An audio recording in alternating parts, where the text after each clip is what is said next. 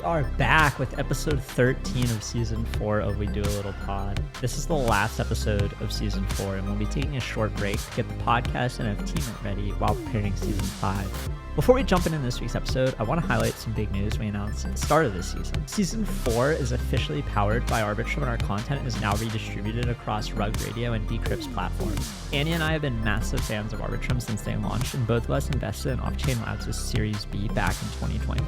It's a full circle moment for us, and we couldn't be happier to partner with Arbitrum for this season. If you've never felt the frictionless transactions at lightning speeds on the world's most decentralized L2, what are you waiting for?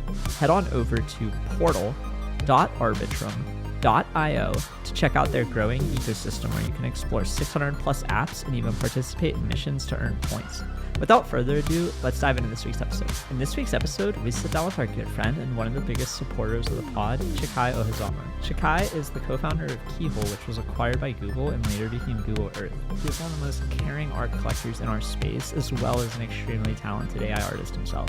We dive into Chikai's progression as an artist and a collector, founding Keyhole and being acquired by Google, his biggest artistic inspirations, tips for people who want to explore AI tools, cultures on L2s, and so much more. As always, this podcast is for entertainment purposes only and should not be relied upon for investment decisions. Andy, these, and guests may be invested in companies or tokens talked about on this pod. This is Andy. Yeah, I'm Bruce.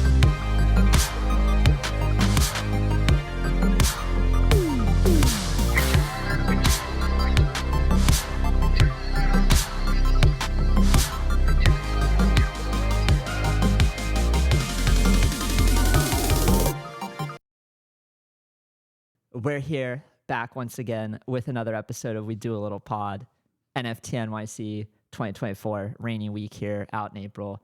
We're here with Chikai. Chikai is a master of multiple trades. He's a co-founder of Google Earth. He is an artist. He is a massive collector and curator. He's a builder in the space. He's a patron. He's just constantly bringing good vibes on Twitter all the time. And he's one of our biggest supporters and favorite people. So, Chikai, thank you for coming here. And for the people who don't know, we recorded an episode with Chikai that won't see the light of day because we did a laggy virtual pod in November. Yeah, it was the only ever we do a little interview online, and we were like, the only one we ever did, and we were like, we're just gonna do them in person. Like it just hits different in person. There was a lot of glitches. I think it was my computer or something that was There's slowing issues down. too with like the high fidelity video, like it trying to capture it makes it lag. And anyway, we're here in person. We have all the cameras.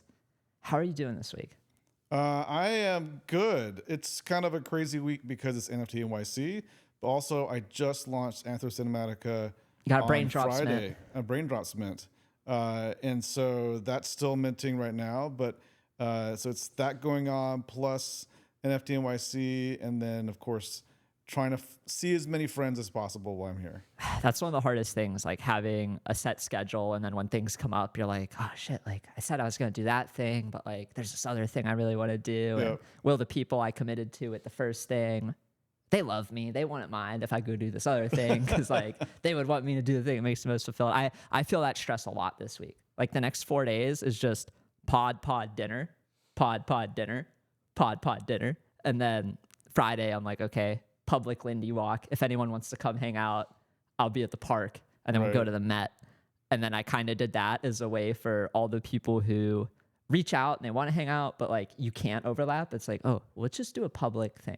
Because we did a Lindy walk in 2021, and I met like 100 photographers. Wow. I think Dave Krugman and JN organized it. Okay. And it was just like one of the most like high signal events I went to. It was like I met so many people who I wanted to meet, but I would have not ran into elsewhere. So we're trying to run that back this year. That's cool. Hopefully it's not raining. So on that Friday. seems like the only day, according to my Maps app, that isn't going to rain. When'd you say it was? Okay. Friday. It's going to be cold. It's going to be like 45, 50, but You'll no be rain. walking around. So Yeah, you should be all right. It's not going to be the most beautiful day for a walk, but you'll survive. And we'll go to the Met after. So whoever wants to come, I love the Met. Every time I go there, I go down a different rabbit hole. But yeah, anyway, Anthro Cinematica, I want to talk about a little bit. How, let's go back to your progression as an artist. You in my eyes, have evolved insanely over the last 18 months. Like from doing Circle of Friends to starting to dabble in AI to dabbling with AI video with Runway to then creating works that I can't even attempt to create myself.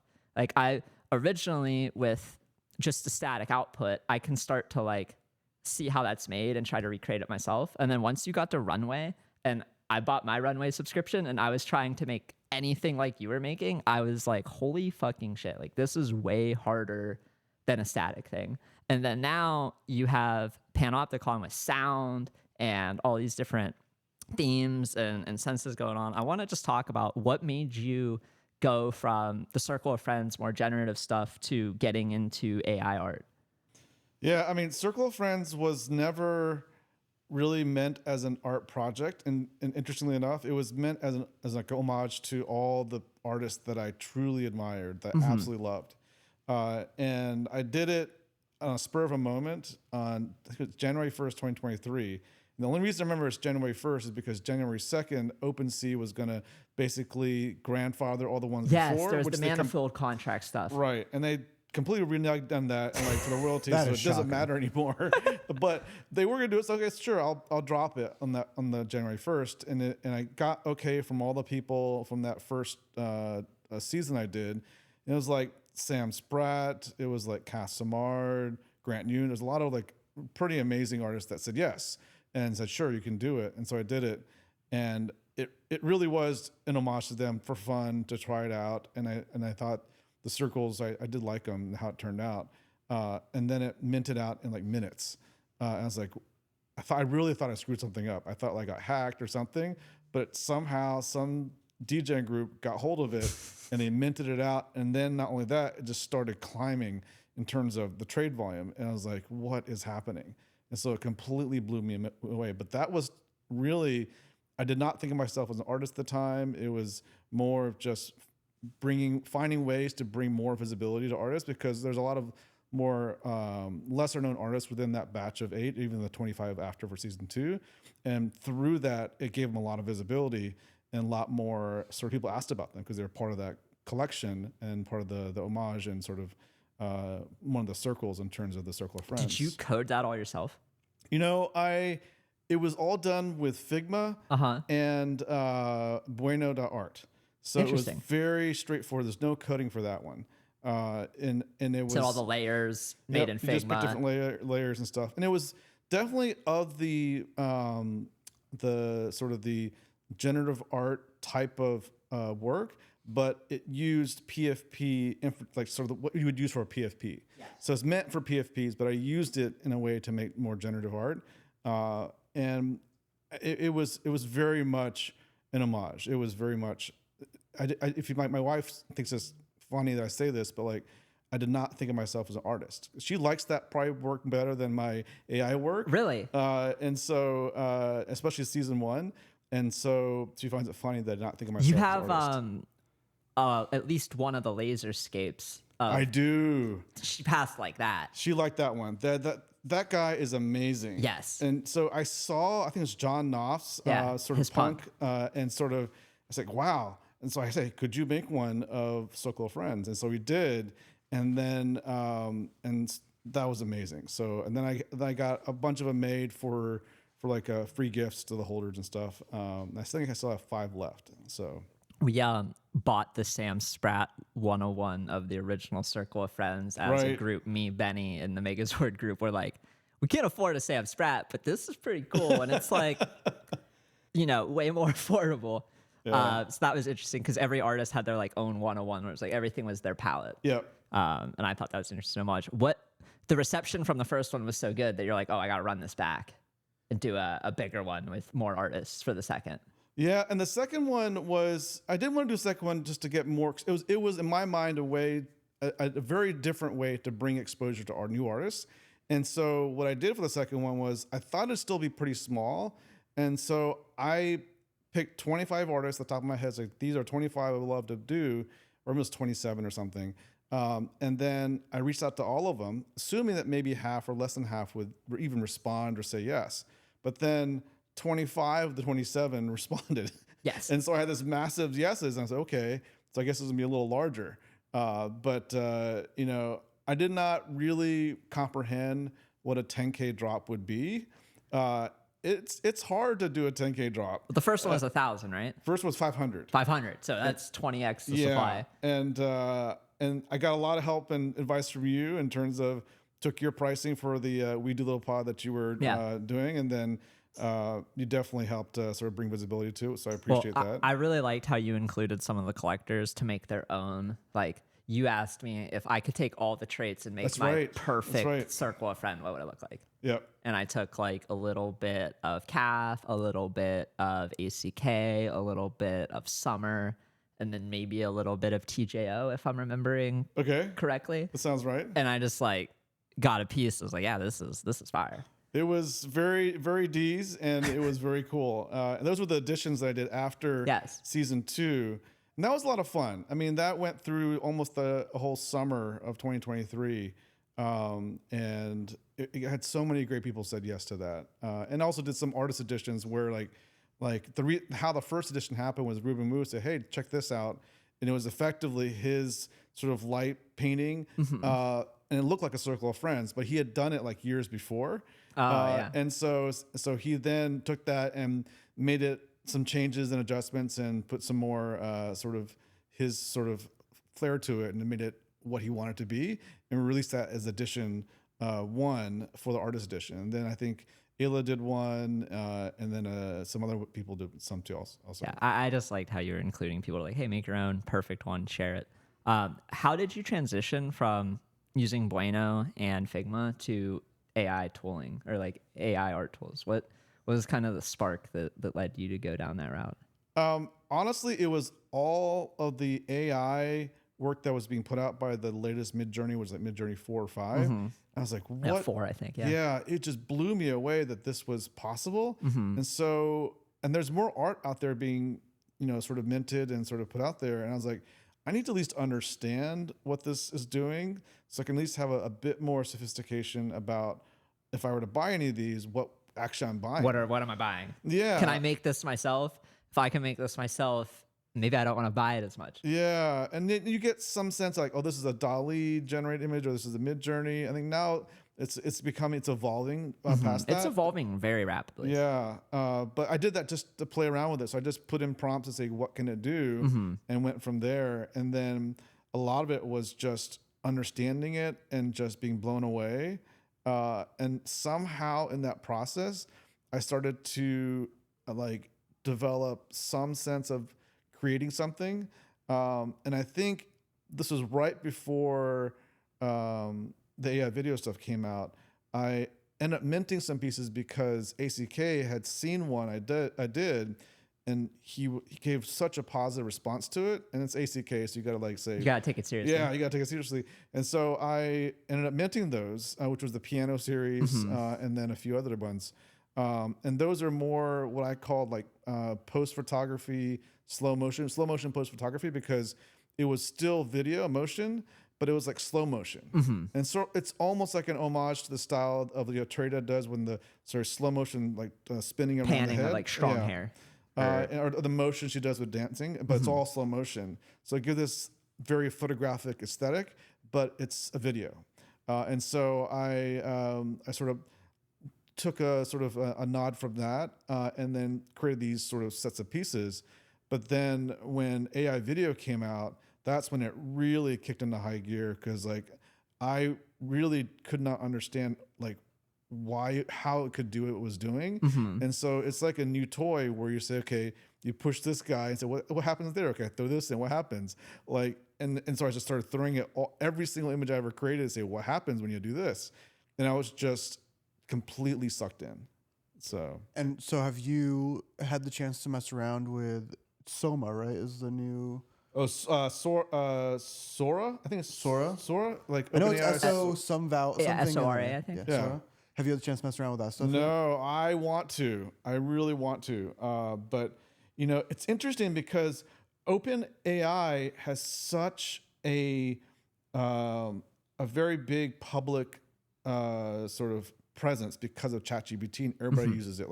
I read somewhere like 40+% of 20 to 30-year-olds use ChatGPT every That's pretty week, high. which is insane. And like, you know, the fact that some obscure name like ChatGPT is now a household term, like you would think some other fancier name or more catchy name would, but no, it's ChatGPT. And so, you know, I would love to play with it. But I think that, you know, the stuff that's out there with Runway and even some of the other stuff people are doing with like some of the character animations and sort of motion sort of copy or style Isn't copies. like character AI one who Yeah, I does? think there was one called Vigil or something like that. And there's another one where they do, Runway just did the lip sync stuff. But I find that even like Magnifique is another one I love too, where within this sort of array of companies, there are particular companies that do one thing really, really well. Like Magnifique does magnification, creative sort of magnification really, really well. I think Runway does like the image to video really well. And there's all these other ones who are trying to do it also. And so I'm curious to see where Sora will fit in. If it's just going to be just cool text to video, or if they have something that's unusually good that brings in an element that you couldn't get before. Yeah. So That makes sense. Did you see the like short film that the guy made with the balloon head? Yeah, So that was that was really cool. I mean, it looks very, very cool. Yeah. So. Yeah, that's a good point though about each of them kind of having the thing that they're really good at. I hadn't thought about it like that. No, it's because like you would think there would be one sort of company that's going to rule them all, but at least right now, because innovation is so fast right now, that there's little pockets of somebody figures out one thing and just focuses on that one thing, and they just do an incredible job sort of making that happen. And then, so I'm using an array of tools. It's not just one How tool. are you keeping up with like all the new tooling that comes out? Are you just trying to try everything a little bit just to, like you said, hit some buttons like a kid and see what the output is? Or do you I find for me personally, I get stuck in, well, I like Midjourney. I know the different versions. I know how to get what I like out of it. So I don't push myself to like try other things. Like, how are you keeping up with all the new stuff that comes out? I think Twitter's by far the place I look at. Yeah. Do you have like curated lists of certain people, or are you just in the trough? I am not. I am on the trough. I am on the fire hose of just finding whatever the algorithm presents to me, and it's doing okay, I guess. But like, I look at it, and I think for me, even with the stuff with image to video with Runway, I have a particular flow that I'm developing with creating, and figuring out how I sort of create ideas and then refine them and then develop them. And so often they're within the set of tools that are out there, there are holes that are missing. I wish I had X, Y, or Z. And then some AI company comes along and just creates that. Yeah. And image to video was exactly what I said. I just want to take my Midjourney image, input into something and make that move. And then Runway. And then Runway came out with it. And then like, I just want to zoom in and create some cool details here that maybe doesn't exist in image. And Magnifique comes out with that. And so often that happens a lot. And sometimes I'll try new things, but they're also trying to get early adopters in. And because I have so much going on with my projects that I often don't have time to sort of like get myself into the early access. But when it comes out, I'll use it. Kind of wait for that moment of like, oh, this fits gap in what I need in my tool belt. Like, it's I'm gonna add very this intent driven. It's very use case driven. Is there any gap right now? If you could snap your fingers and fill it, what would that be? Oh,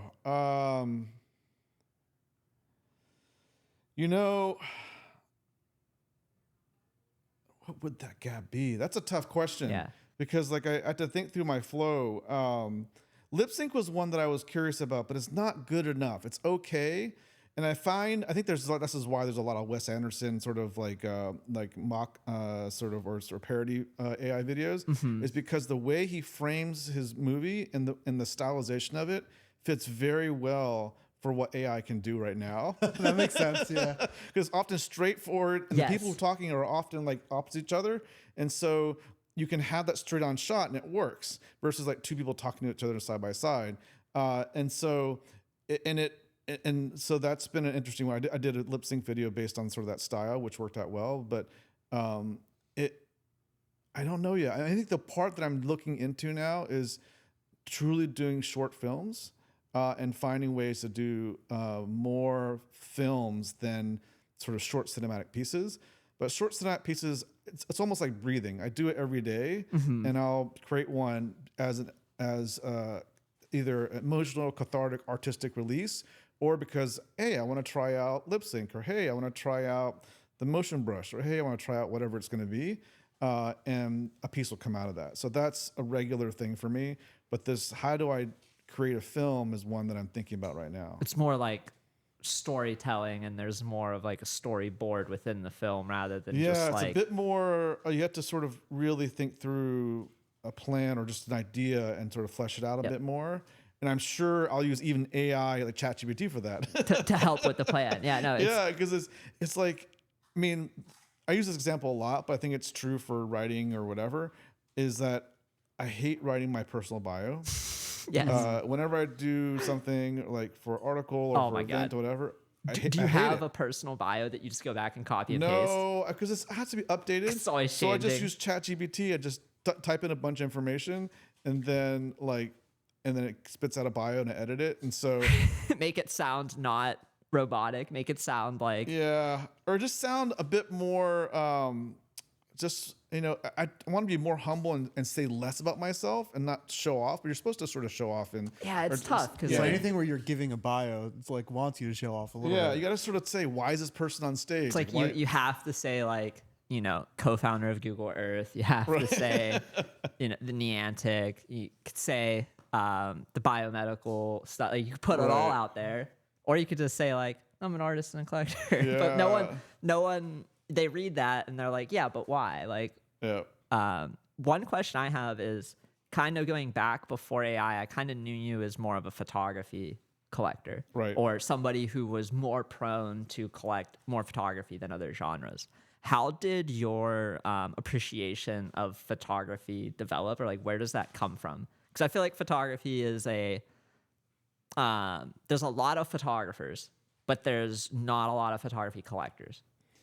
Yeah, I think that's true. I wish there were more, and there was a time at the very beginning of my NFT collecting that I would not collect photography because I felt like I did not have an eye and I was not sophisticated enough or smart enough to collect photography. What were you collecting before that? 3D art, and I think there's a lot of 3D stuff, a lot of 3D work. Like Raf Grassetti type.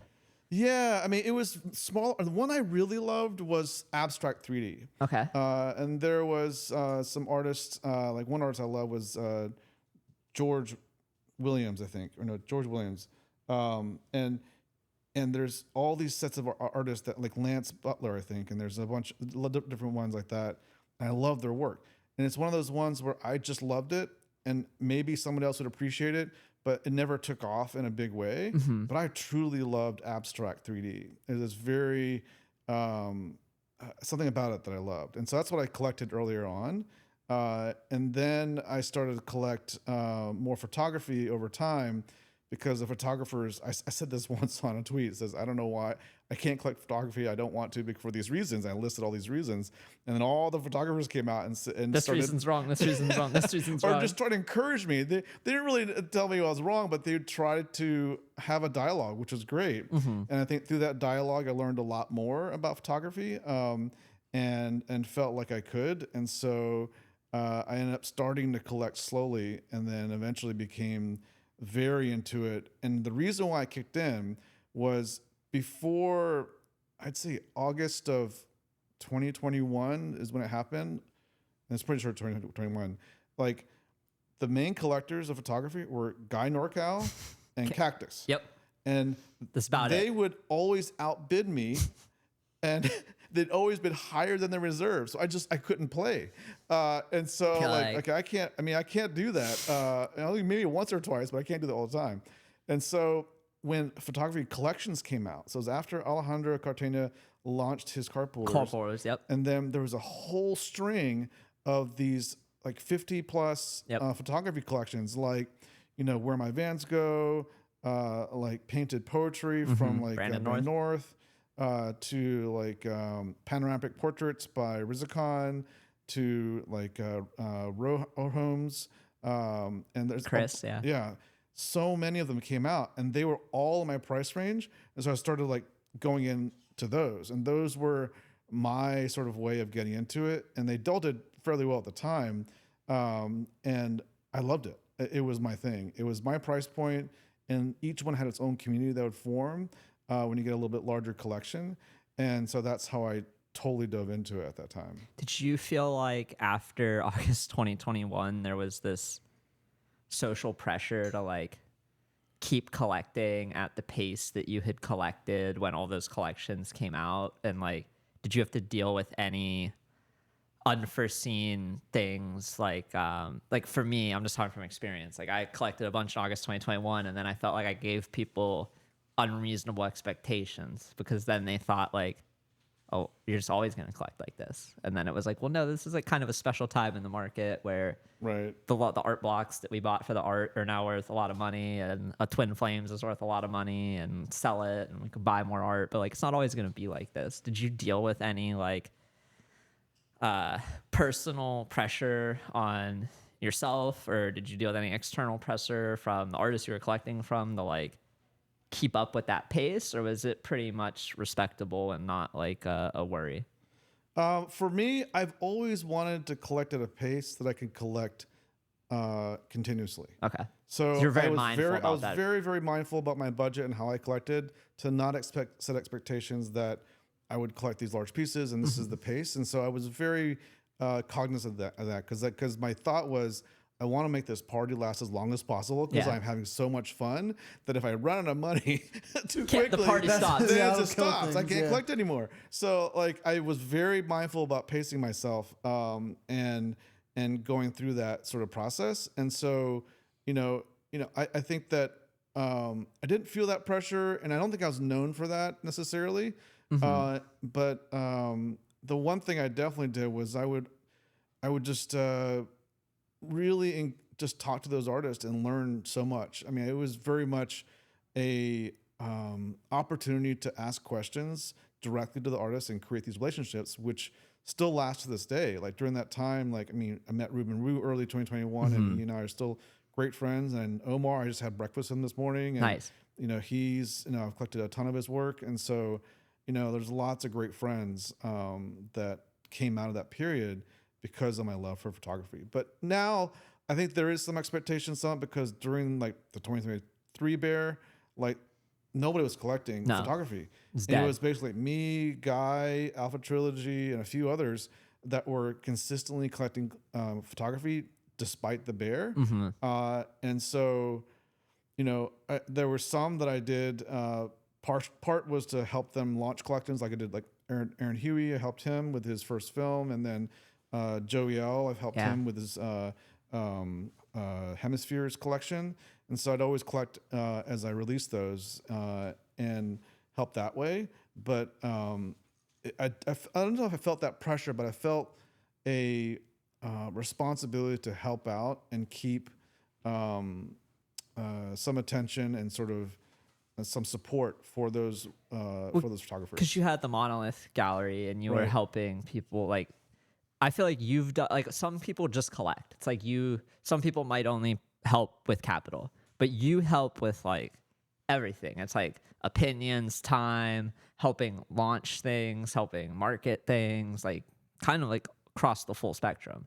That's something I've always appreciated as a collector who really only kind of helps with like capital and occasional retweets and whatnot. Like, you're like building websites for artists. Like, I always think back to the Summers Tangled Thread series where you built the full website where you can go look at every piece and how the story kind of weaves together, and it's like significantly better than being on Foundation and looking at the grid of 3 by whatever. And she didn't have any tags, so I had to like figure out. I mean, these are my tags. I'm not sure if that's what she would have picked, but like still it helped me navigate because it was these incredibly sort of complex blend of stories and lines of just symbolism, and you wanted some way to sort of help pull them together in different ways. And part of it was for me selfishly to have something, but also like, this should help other collectors. What helped me as a collector, because then I was able to go in and see like some of those pieces are like triptychs. their part 1, 2, 3. Right. And in Foundation, it doesn't show like 1, 2, 3 together. It's like 1's up here, 2's down here, Yeah. 3's over here. And on your site, it's like, oh, you can kind of see this whole story. Yep. Which I thought, you know, I didn't see any other collectors building sites for artists to help navigate their collections. That was like a very, I don't know, just like selfless, but also just like nice thing to do. Like you don't really see people doing that. Yeah. I mean, honestly, it comes from being inspired by artists. I mean, like her work was truly inspiring. It's different. It was so good, and it's so mysterious that you wanted to just dig into it more to learn and understand and to feel what was going on there, that I was just compelled to create it in homage of Summer and what she did. And so, I mean, part of that is that I wanted to not only be known for capital or just buying stuff, but also building, because a lot of my history in Silicon Valley and stuff was building products and so forth. And so I wanted to make sure that that was part of my value add to the community, was building things in small and big ways. And that became part of, you know, my personality and how I sort of give back within the community. Yeah, I mean, we should talk a little bit maybe about the Silicon Valley building days. You're, for the people who don't know, you were in the trenches for like the whole 2000s, basically, building what became Google Earth and got acquired by Google. Do you want to talk about how Google Earth came to be and what the beginning startup was and how it kind of pivoted to becoming Google Earth? Yeah, I mean, the original idea was Google Earth. There was no pivot, but it was an offshoot of another company. There's another company called Intrinsic Graphics, and they made middleware for like set-top boxes, like PlayStation. You write once and you can deploy on my PlayStation, Nintendo, whatever you wanted to. And one of their demos was this ability to zoom from outer space down to your driveway. And that demo was so good that they spun it out as a separate company. And these are all friends I knew from Silicon Graphics. And so they said, okay, let's bring a team in to start this company and we'll spin it off as a separate company. And that was a company called Keyhole, which me and a bunch of people sort of helped start. Which of course became Google Earth. But it was the original vision was what you saw today with this consumer sort of fly through, and everybody has access to this incredible data. But in the process of building the company, we ended up building a lot of enterprise systems for real estate companies and the government and so forth. So, I mean, it was crazy. Like I was able to go to like Langley and walk into the CIA and hang out there and like, you know, help them. And when you go inside Langley, you can't touch the keyboards. You have to basically, they do everything for you. You need to tell them what to type. And then as you go out, there's a gift shop. There's a gift shop. Actually, of course there's a gift shop. Actually, there's a gift shop. Did you get a magnet that said Langley? Like I bought a hat that said CIA on it. And it was stuck in a box somewhere. And recently, I've discovered it, and my son loved it, so he just took it, and now it's his. That's his hat. He's in the CIA now. Yeah, it's actually from the CIA gift shop. That's really funny. What the story behind Google acquiring Keyhole? I want to ask, how did Google find Keyhole, and how did that acquisition actually happen? Because I remember a conversation we had that was canned, something about like Sergey Brin in a demo was like, that's hey, true. man, this is really cool. I don't know what you guys are talking about, but let's look at this thing. There is a story. So this is how I think it got into the board at Google, which is some guy, poor guy, was giving a presentation about this company they should acquire. And then in the middle of the meeting, Sergey is on his computer and turns around his laptop and shows basically Keyhole, the flag eventually became Google Earth, and said, look at this, we should buy this company. And then everybody started typing their address and looking up their houses, and the whole meeting started to focus on that.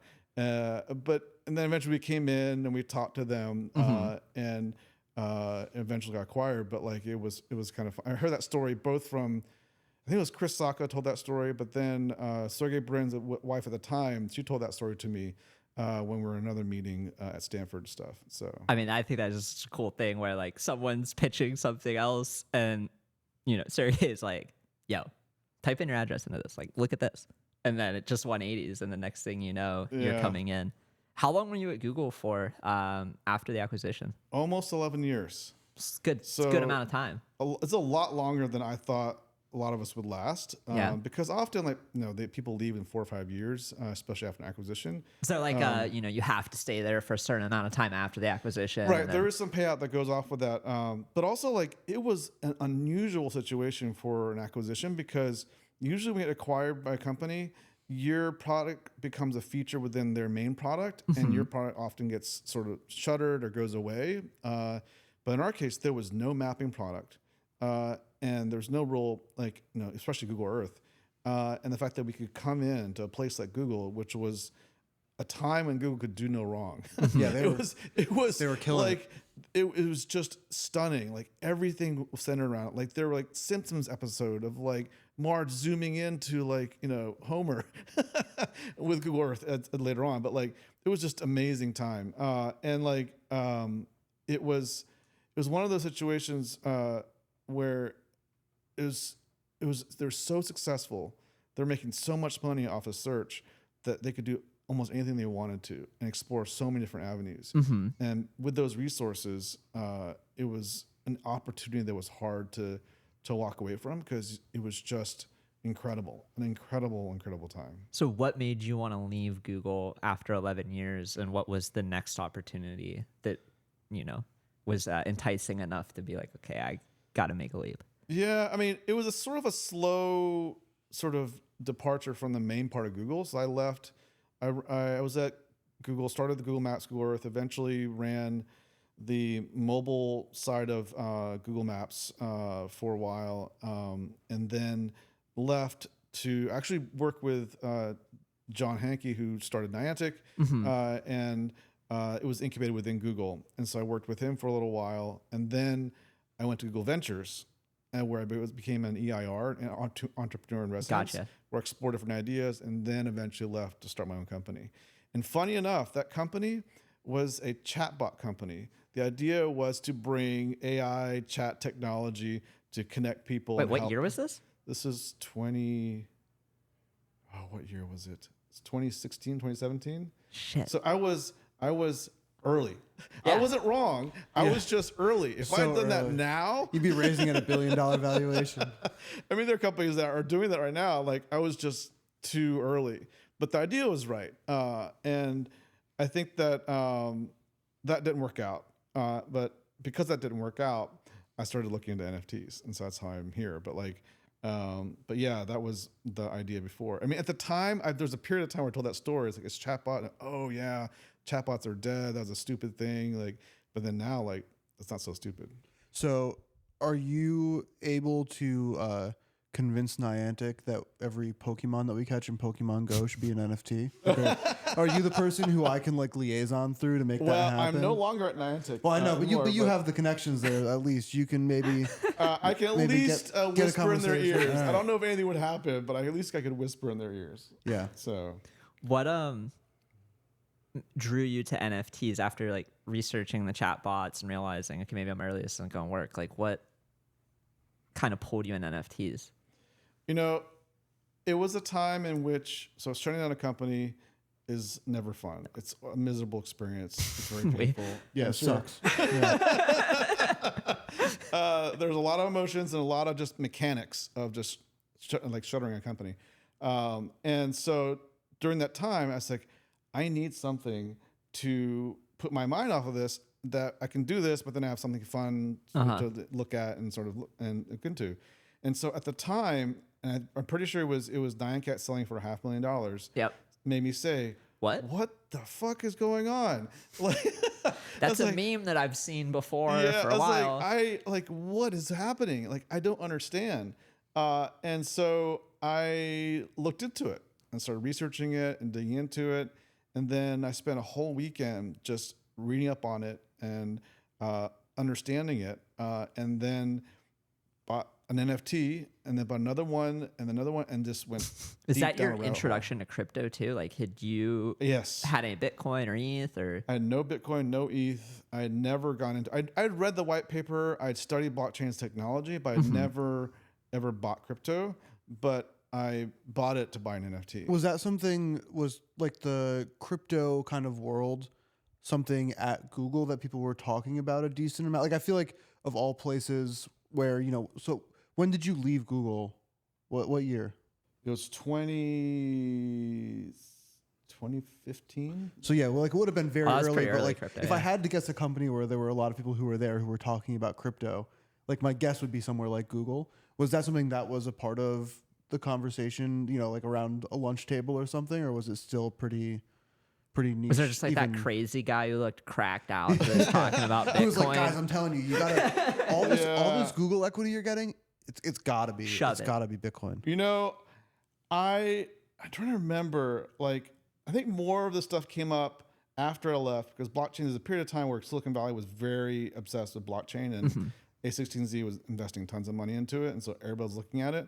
But before that, when Bitcoin was just coming out, the time when like people bought pizza with a Bitcoin, that kind of stuff. I do remember like in my neighborhood a Bitcoin ATM machine just hanging out. But the other thing I remember is there was a guy who worked on the Maps team, a guy named Mike Hearn, who I think was one of the early, not developers or something within Bitcoin. Yeah, like core contributors or something. Yeah, core contributors. And he was just one of those guys and I think he eventually left. And I remember, I think maybe Sergey talked to him to understand it a bit more.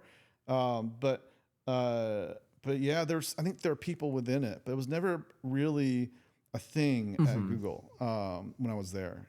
Yeah, for me, I was in college, and it was like, the only guys I know using this are buying drugs. Yeah. And I'm like, and my current net worth is negative $200,000 from college. and I cannot afford the very volatile. my drug dealer lives 2 blocks away, and I give her cash.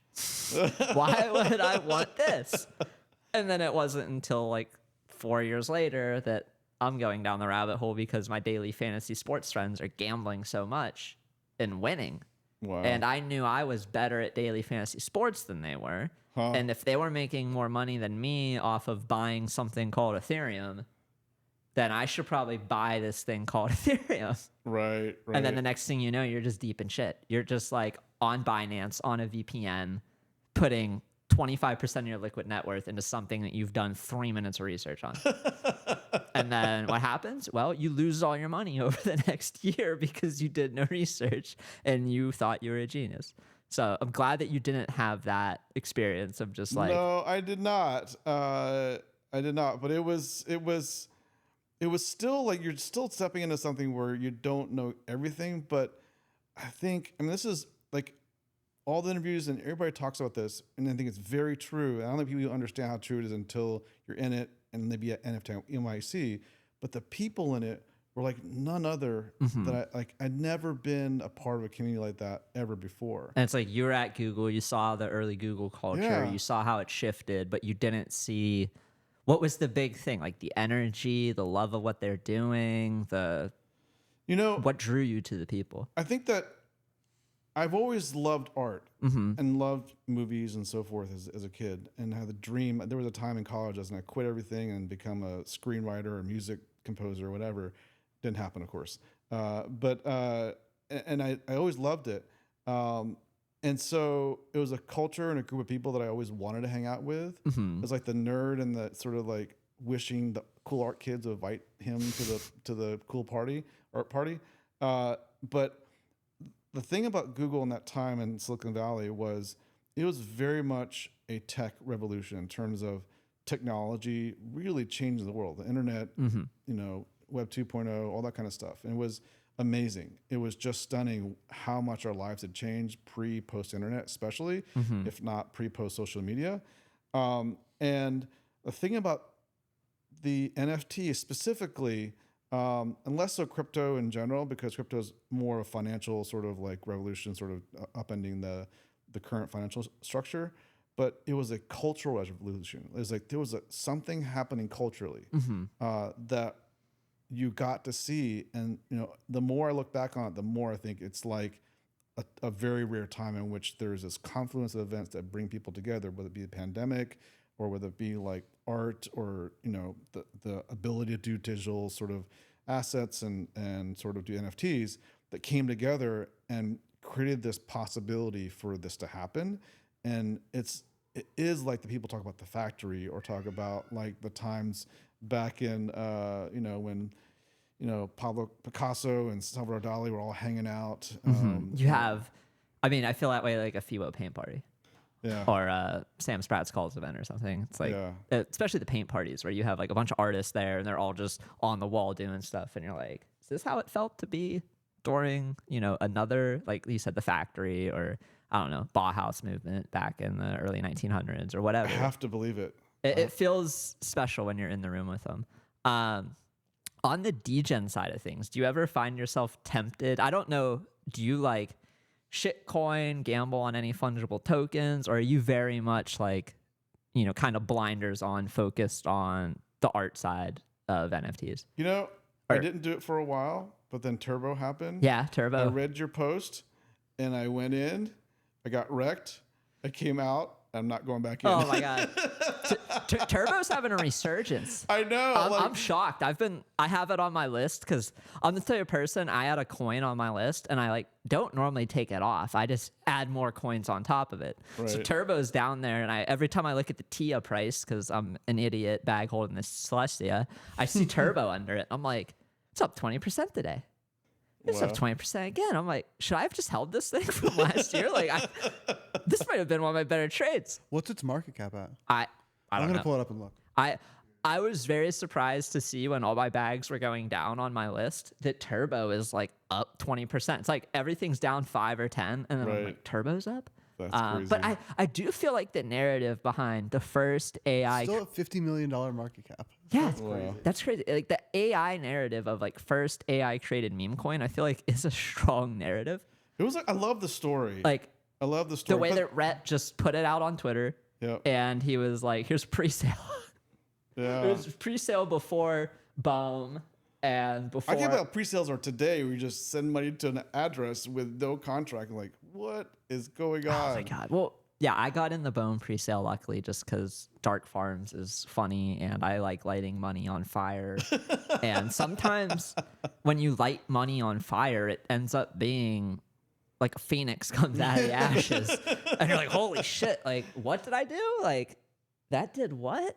Yeah. Some of my biggest wins are like that. Like, I'm sure some of the artists you supported where you're just like, I really like this artist. I want to buy this thing early.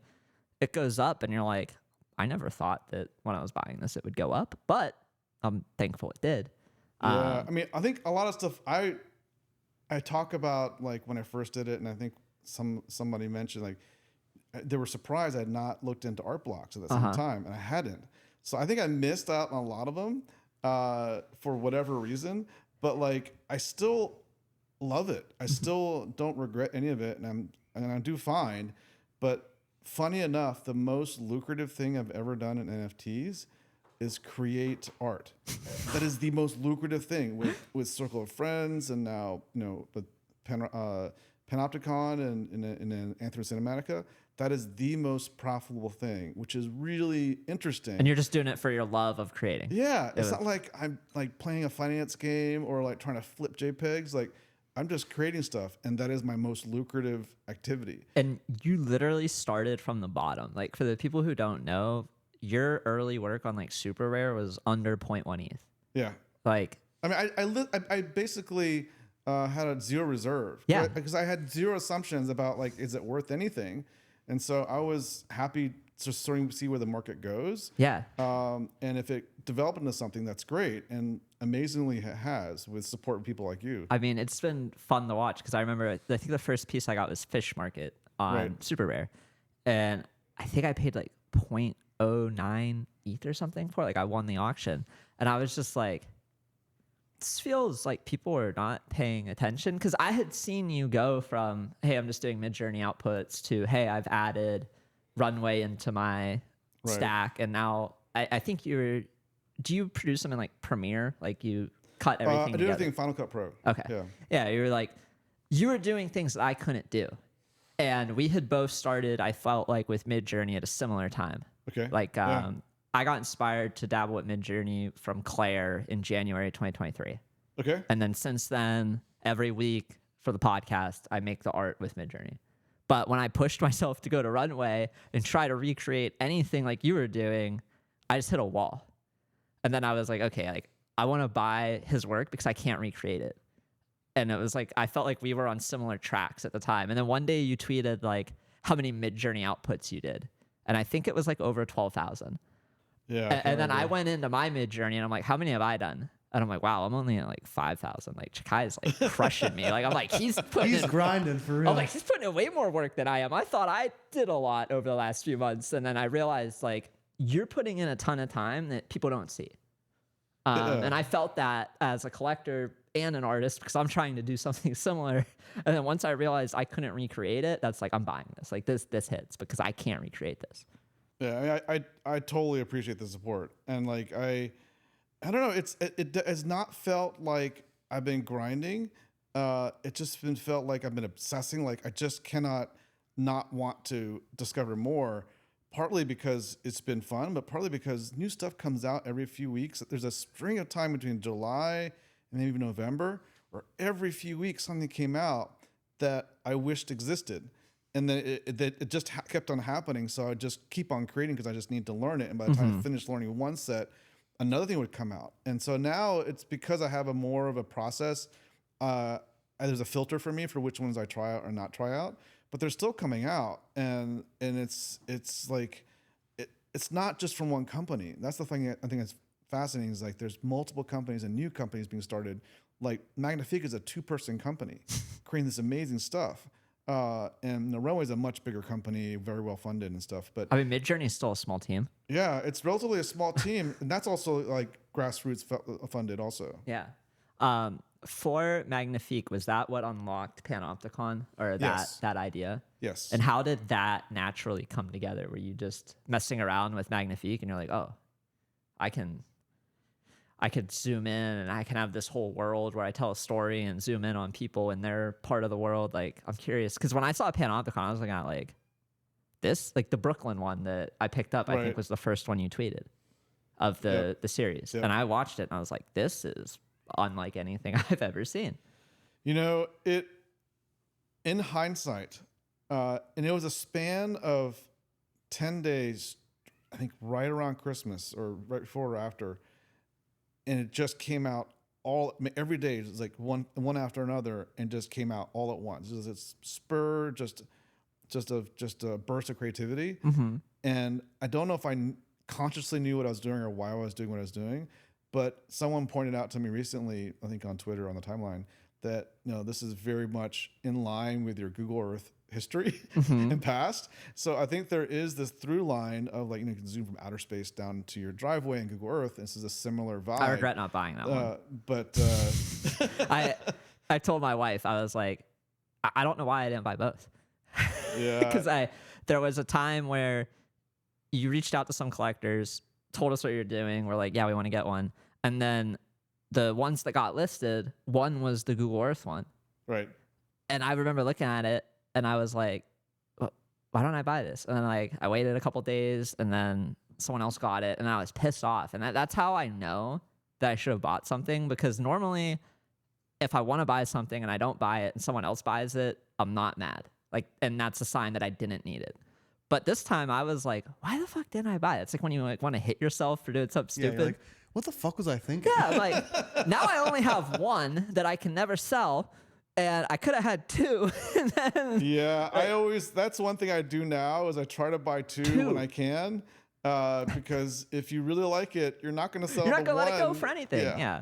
So that's one thing. I bought like a full paper prompt set of line draw. Yes. And I bought because I liked it. I really loved the provenance and what it was. And it was, I swear it was like a couple ETH or something like that. Did you get it early? I got early, right when it launched. I bought it Nice. on Mint. I bought the auction because they sold all the paper prints as an auction. So I bought the one I wanted. And then now, like, each one is worth like a ETH and a half. I'm like, Yeah, they've I should really. have bought two. I can never sell this one.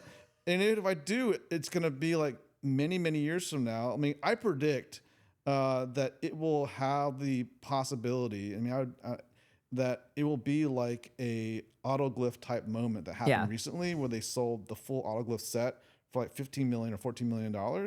I think a line draw will have that moment 4 or 5 years from now. I can see that where definitely. somebody will sell a full set paper prompt for in that range. For the people who are listening who don't know the significance of a line draw, do you want to sum up like why that is a important project in the canon of AI art? Because I think it is. No, it super is. important. It is. It is. It was originally a paper, a scientific paper, but it's the very first time that someone developed a system that took a text and created an image. It was done by a guy named Elman Mansonoff, I think. Yep. And so, and Alejandro Cartagena over at Fellowship had the amazing foresight to reach out to him and then mint it on chain, which I think was an incredible move. This guy did this in 2015, right? Or Yeah, something like that. 2014. Like he I can't was remember. doing text to image. He was very early. And I like think it was some like of the his PhD things are like thesis or yellow something. school bus, and it's just different shades of yellow. Yeah, it's just a blob, but it showed the promise of what could happen from these little pixels, like 32 by 32 pixels, or whatever it was. And like, I think people are seeing that, and we will, I think it will be an important collection, and it means a lot to me because it is very much my history, the context by which my work exists. And so I think with any artwork, any piece, I think you have to appreciate and understand the context by which it exists, and that helps build the importance and its place in history. And you have to have some sort of understanding of that. And so that is like the beginning. It's like book 1, chapter 1, Like, scene 1. This is like the book of Genesis, chapter 1. Yeah, it is the first one. So for going back a little bit here, how do you, I'm trying to remember exactly what I read. I think early on, something that you said inspired me to mint the podcast art, where you were saying, hey, I'm putting out my art with little expectation because I want to stamp my art in history, like on chain. Like I want to say, hey, in March 2023, I did this thing, and here's proof that I did this thing with these tools at that point in time. And even if no one else ever appreciates it, I put my stamp on it and I can say I did that. And then that was something that, and I think I read that from you. I'm making Yeah, sure. I did write. Did you say something like that? Okay. Because when I read that, I was like, I should mint my stuff. Like, what am I waiting for? Like, I didn't ever want expectations, but I can mint something and give it out for free. Right. And then it's like, well, hey, in January 2023, this is what I did. Hey, in February, that's what I did. And then now I can go back a year later and be like, here's a year's worth of stuff that came out. And it feels fulfilling, not from any monetary perspective, but just like, I did that and there's proof it's out there. And maybe in 10, 20, 30, 40 years, someone will care. But at least I did it and put it out there. And I didn't just like hold it locally on my computer and never share it with the world. Yeah. And I thought that was good, like for people who feel imposter syndrome from, I'm not an artist, I'm not a cool kid, I'm not creative. It's like, well, no, you can be. And there's no shame in putting something out there, even if like you don't feel like you're an artist. Because I still don't feel like I'm an artist. Do you feel like that still? Or no, I feel like you can't because you've put out so much. I've learned to live with that. And the reason why I have trouble sometimes taking that is because I have so much respect for what artists do, even what collectors do. To take on either one of those sort of titles, I do think, to really be a collector or to really be, an artist or even patron, there's a lot of work that goes behind it. And it's not just one moment, but over years and years of consistently supporting or creating work or whatever it is to earn that. And so in my mind, I always want to earn that 10,000 hours, saying that Yes, I've put in the work, I understand it, I haven't given up, and I want to earn that title. And because it has a lot of meaning to me. And I buy from artists that have done that, and I have an incredible respect for the work they do. So it's more out of respect that I don't want to sort of claim that title before it's too early. And if anything, it's something that's given to you in some regards. But I think there is this higher level that anybody can be an artist. It should not be something that is beholden to only certain people. And so there's something very sort of open about it. Yet I think there is also a context and a respect that I think the real artists understand, and they know how to approach what it really means to be like a artist, or to have that sort of title. Yeah, I feel like the real artists are creative in every aspect of life. Yeah, I feel like we haven't talked about this yet, but like you are also a musician. Yes, I am. I've done it for a long time. I've done that since I was a teenager. Yeah. How did your love of music come about? I grew up as a good Asian kid and played violin when I was 7 years old and did that. And at some point when I was a teenager, around that time, I says, I want to do music the way I want to do it. Mm-hmm. I want nobody to tell me how to do it. I don't have to practice. I just want to do what I want to do. So I taught myself piano because I wanted to have an outlet for my music, and that wasn't practicing violin because I had to do it because it's part of my felt forced. You had to do it. Yeah, and it was fine. And I learned a lot from it, so I don't regret or anything. But it wasn't my expression, and so I did that. And eventually, my mom found out about it, and then got me to do piano lessons, and I did that. Your mom found out about you teaching yourself piano. And I did that also with guitar. Like there was a summer in which I actually did a summer internship in Silicon Valley the first time. I was like 21, whatever it was. And I was going to go out for the summer, and I had no music equipment. And so I got to have an instrument of some sort. So I said, I'll buy a guitar and I'll learn how to play guitar. And so I did that for the summer and learned how to play guitar. And so it's always been there. And like when I was in college, like I wrote and directed a play, but also composed music for it. And it's one of those moments where like I want to write music for one of the plays, and I was not a music major, and there's zero reason why you should let me to do it. And so, but let me do it. Well, no, I did. I went up to the director and says, and this is like the professor at school, and says, I would like to write music for one of the plays. Would you consider it? And says, oh, maybe. Like, here's what you're thinking. Here's a play that's coming up, and he has some ideas, and so let me see what you could do. And so I went back to my dorm room, wrote something, came back an hour later and showed it to him. And I was like, whoa, okay, that's cool. And then eventually I wrote music for 2 or 3 plays in college, and then wrote and directed my own play at the end of the year. And so there's always that creative side that always existed for me, and music was my main outlet. And I had dreams of being like Sting, like being this professor rock star. Never happened, but like it was a dream for sure. Have you been experimenting at all with any of like the AI music generation stuff or any of that software?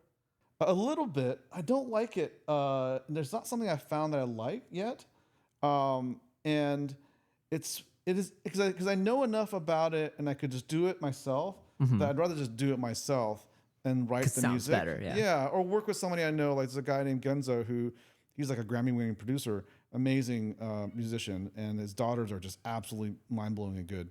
They're great singers and so forth. But he writes some of the music for some of my stuff.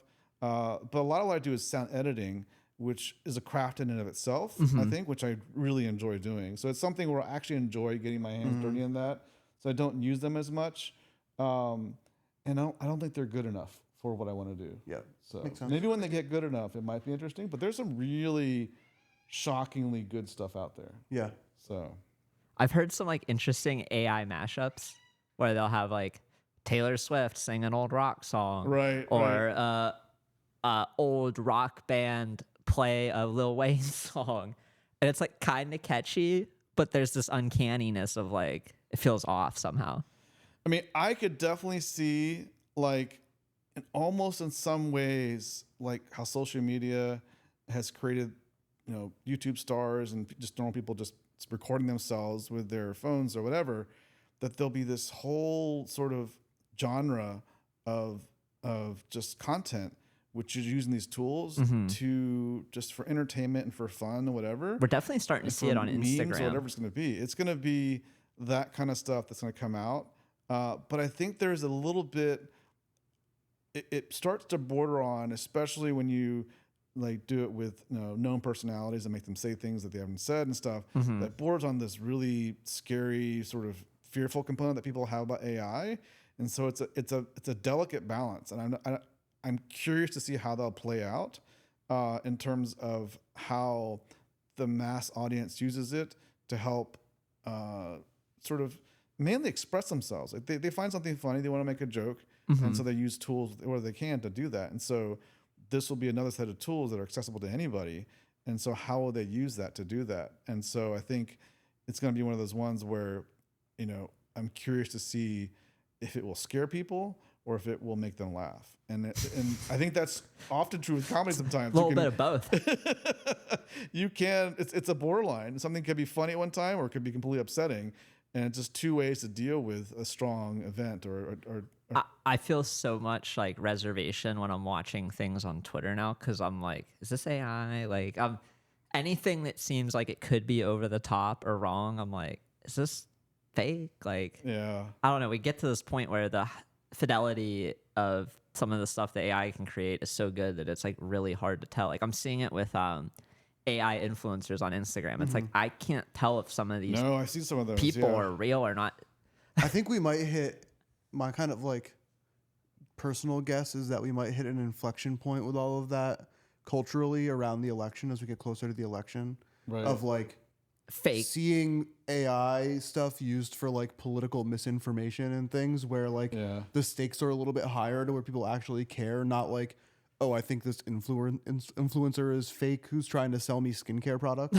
Where it's like, are they real? No. Do I really care? No. Right. But when it's like, oh, this video has gone viral on Twitter of Joe Biden saying something that he didn't say, Right. like it becomes much more serious. Trump to saying where, something ridiculous. Joe Biden falling down 27 flights of stairs. Like, I have a feeling that could be a really interesting. Oh, hi there. Hi, Hey, Larry. Larry, you want to get on the pod? He's very nice. He'll not bite you Hi. or scratch you. Hi. This is his first full showing on the podcast. Yeah, I he's knew done that a happened. little Welcome. table Welcome. action for us. But he's Are just. you going to have something to say? Do you have any pets? I have a dog. Do you see smell something? It could be my dog on my jacket. Larry, What's up, buddy? you just gonna vibe or you I gonna think you hop might down? just want to hang out. Yeah, just let him That's hang out. fine. You can hang out. Oh, she's This is open. not an AI cat. This is a No, real that's cat. real Yeah, for the cat. record, there's no AI involved here. You couldn't create a cat like that in AI. He's No, because AI doesn't understand the mental illness that goes into yeah, that being an orange cat. It can't quite comprehend he's it got that dog in him. yet. Yeah, he really does. That's funny. No, That's you're okay. good. I got completely sidetracked with the cat. What? Where do I want to go with this? I have a question. You got a question? So you've been using all these different AI tools and kind of adding this stuff as you go and all of that. Where, let's say a year or two from now, where do you want to see like your art evolve? Are there particular things that you're currently trying to learn and get better at? Or do you have, I know you mentioned wanting to do more like film work. Is that really what like your primary focus is in evolving as a creator? Film is definitely something I want to do for sure. I definitely want to see where that goes, and I think that there's multiple levels I have questions or curious or want to potentially participate in, which is I really think that AI tools will completely change the way Hollywood works. At least there'll be a new Hollywood, or at least a parallel one that is doing stuff in a significantly more cheaper, more efficient, and sort of create just as good stuff. It may be more on the concepts and the storyboarding and the development of the idea than necessarily maybe there's still real actors in the traditional one.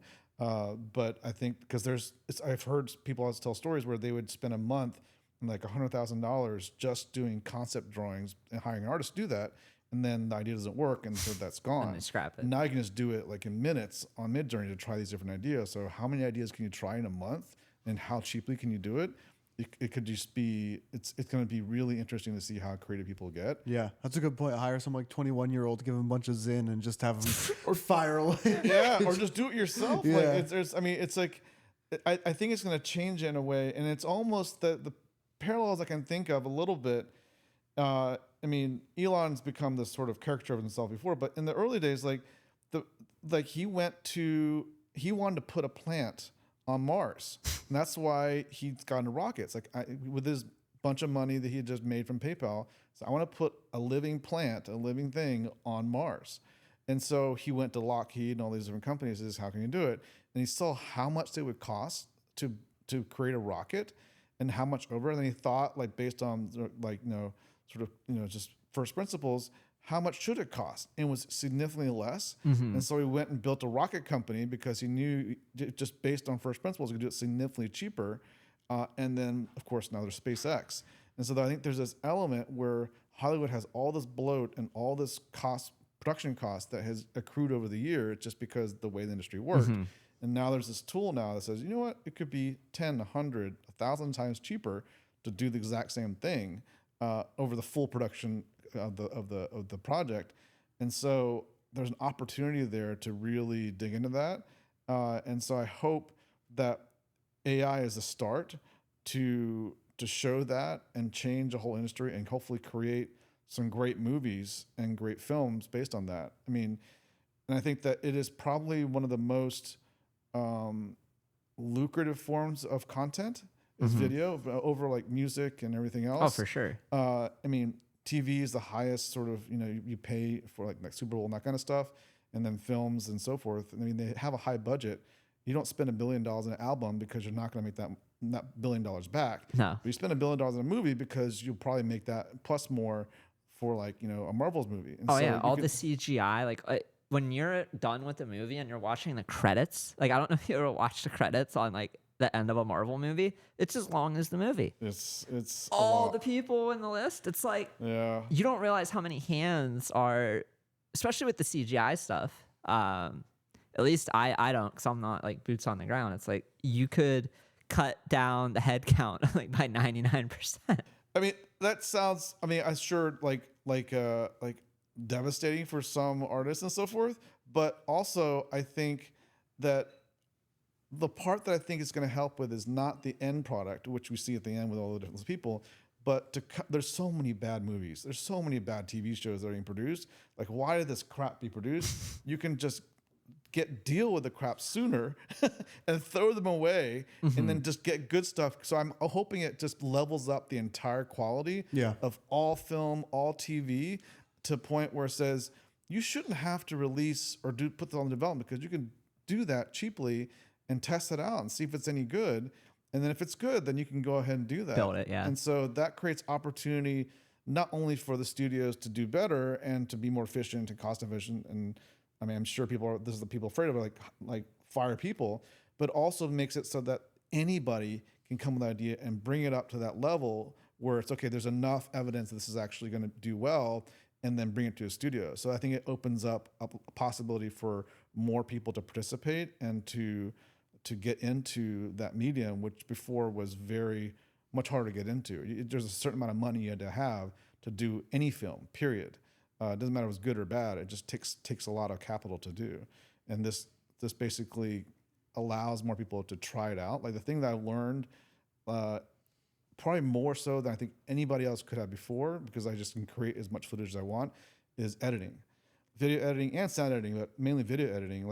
I've edited so many videos and so many films, short films, that you learn all these things. So you watch, a video about video editing from some of the masters who've done it over the years, and you can apply it that day by creating footage with Runway and editing it together and trying to. You don't need to go out and shoot a whole bunch of footage, B-roll, and then come put it all together. It's just go Runway. Do it. Let's do a little. And the thing about I did the recent one called Bank Robber, which is the Wes Anderson sort of takeoff.